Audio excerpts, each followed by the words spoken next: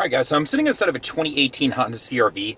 This is actually a touring model, but this will work on an EXL with navigation also. And I had some questions about navigation. So I'm going to start you off by going to the navigation button. Your navigation is set up through Garmin here.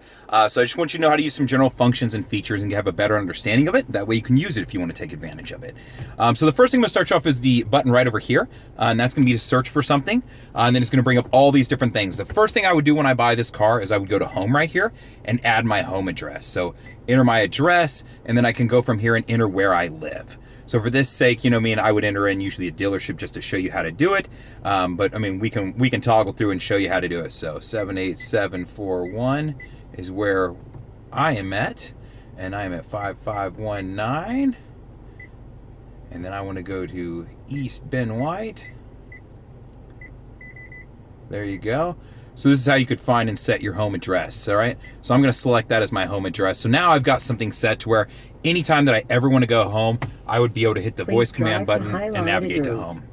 Right, so I'm going to cancel out of that. So now if I ever want to go home, I press search, I press go home, bam, I'm firing up and I'm moving along down the road, right? So it just eliminates some different things. So first thing I wanted to show you was that, right? So there's lots of different ways you can search in here. So I just want you to know about this. If you're just searching for restaurants around you, gas stations, shopping, things like that.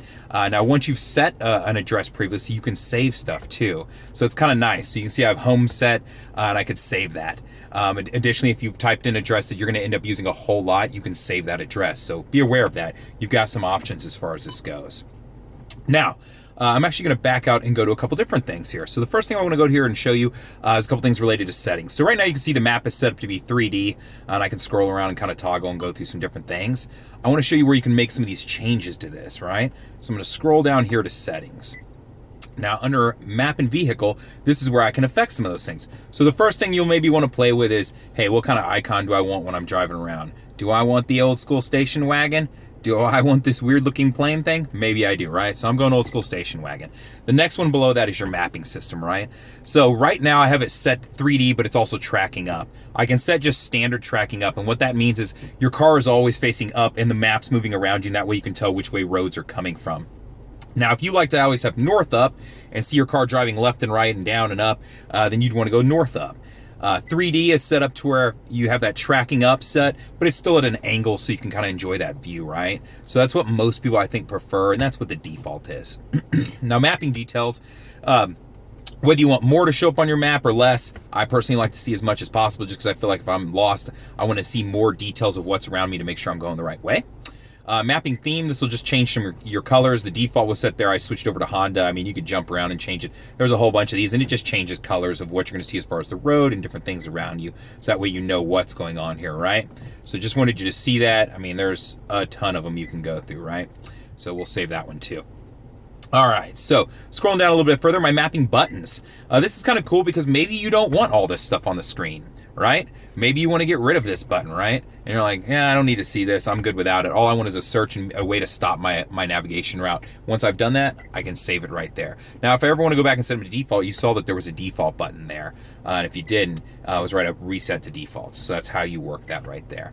Now, mapping layers. This is going to give you, as far as options with what you see on the road as you go. So places along the road, 3D buildings. So if you're continuously seeing places you're like, man, I don't care about any of that. I just want the roads. You can turn that feature off. So it's just kind of nice to know that you can do that. You do have traffic set up right now to where you can see that additionally too. So I'm going to save there. Now, scrolling down one more. So dashboard's actually pretty cool. So this is what the dashboard layout is right now. You can switch it over to where it's a little bit just more uniform, I guess you would say. If that's what you prefer, or you can jump back and keep it how it is. So I actually kind of like this. So I'm going to save that, right? So that's just some different things that you can get to there. Now when I jump back to my map, you can see now I have a different logo, I have different lighting setup, and I've got a different set of icons at the bottom of the screen here. So that's how you're adjusting and making some differences here. Now I do have voice commands that I can use too. So off the steering wheel, there's a voice command button. I press it. The voice prompt can be press it again. Navigation. Say a command. Find address. Speak an address in United States. 5519 East Ben White, Austin, Texas. Did you say 55190 East Ben White, Austin, Texas? Yes. No matching address found. Select closest match. Right, so you can see, and I can scroll through if it doesn't find the matching address. So I can go back one. I'm actually going to select that one. 5, and then I'm going to navigate to it. So that would take me to my home address also. Just a different way to get there. That's just me showing you because that's what the address of my dealership is. Right? So you can see how to kind of function and work through your navigation system. So hopefully this helps. If you have any issues or questions, feel free to reach out to me. As far as going through some of this stuff, I'll briefly touch on it just so you can see. But as far as like restaurants, if I wanted to search, hey, I really want some barbecue. I'm in Austin. Hey, dang, here's a bunch of places. Let's hit up Vic's. It's right down the road. Go. Right? So you can see how I'm doing this. Anything that you're seeing in those search menus, you can say.